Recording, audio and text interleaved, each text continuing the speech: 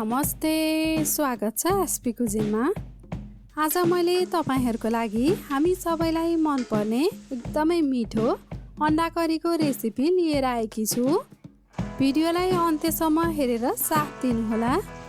च्यानलमा नयाँ हुनुहुन्छ भने च्यानललाई सब्स्क्राइब गरी भिडियोलाई लाइक पनि गरिदिनुहोला। आउनुहोस् अब ढिला नगरी अन्डा करीको रेसिपी बनाउन सुरु गरौँ।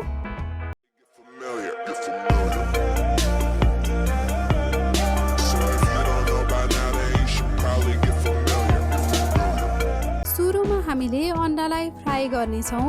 त्यसको लागि एउटा प्यानमा तेल तताउन बसाल्नुहोस्। हेर्नुहोस् त, मैले अन्डालाई बोइल गरेर राखेकी छु। अब मैले देखाए जस्तै अन्डालाई फर्कले बोक्नु होला, जसले गर्दा अन्डाको भित्रसम्म फ्राई हुनेछ। तेल पनि तातिसक्यो, हामी अन्डालाई फ्राई गर्नेछौँ। मैले अन्डालाई केही पनि नराखिकन फ्राई गर्दैछु। तपाईहरूले चाहेमा अन्डामा बेसार र खुर्सानीको धुलो लगाएर फ्राई गर्न सक्नुहुन्छ, जसले गर्दा अन्डाको बाहिरी भागमा मजाको कलर आउँछ। अन्डालाई अलिकति ब्राउन नहुँदासम्म चलाइराख्नुहोस्।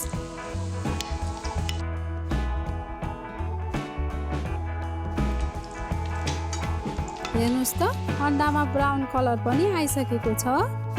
अब हामीले यसलाई निकाल्दैछौँ। अब हामी यसको ग्रेभी तयार गर्नेछौँ। यसको लागि एउटा भाँडामा तेल तताउन बसाल्नुहोस्। तेल तातिसकेपछि अब यसमा फ्लेभरको लागि खडा मसला फुराउनुहोस्। अब यसमा एउटा प्याज फुराउनुहोस्।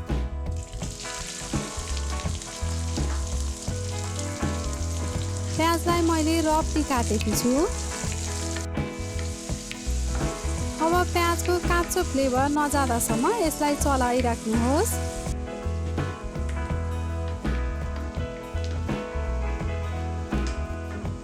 अब हामी यसमा अदुवा र लसुनको पेस्ट पनि राख्दैछौँ।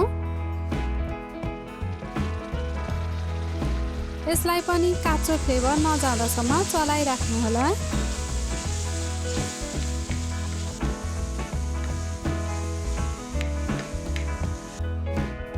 अब हामीले यसमा मसलाहरू राख्नेछौँ। मसलाहरूमा मैले बेसार, गरम मसला, नुन, चिली पाउडर र धनियाको धुलो राख्दैछु।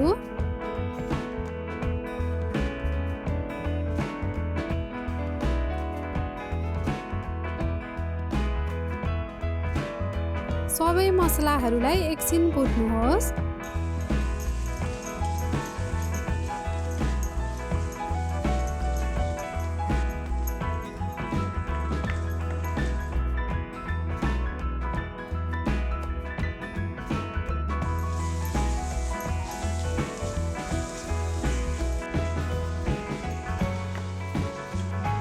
अब यसमा चप गरेको टमाटर राखेर एकछिन चलाउनुहोस्।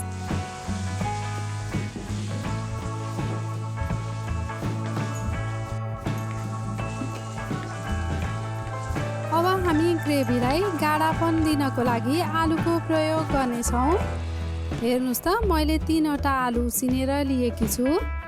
यसलाई सफा हातले मुस्नुहोस्।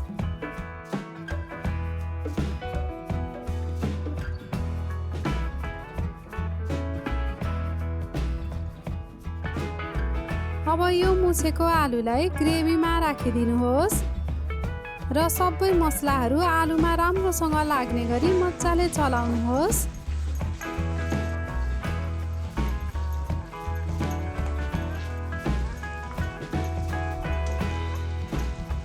तपाईहरूलाई कतिको झोलिलो मनपर्छ त्यही अनुसार अब यसमा पानी एड गर्नुहोस् र चलाउनुहोस्।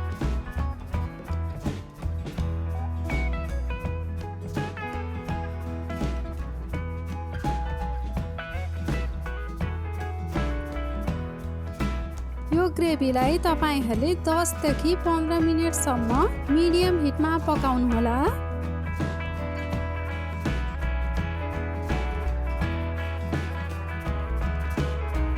हेर्नुहोस् त, 15 मिनेटपछि हाम्रो ग्रेभी पनि पाकेर तयार भइसक्यो।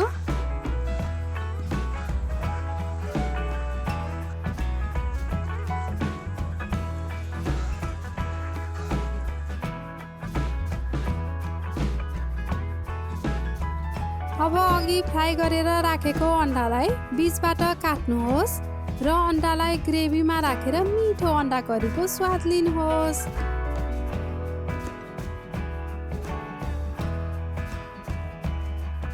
तपाईलाई यो भिडियो कस्तो लाग्यो कमेन्ट सेक्सनमा कमेन्ट गर्न नबिर्सिनुहोला।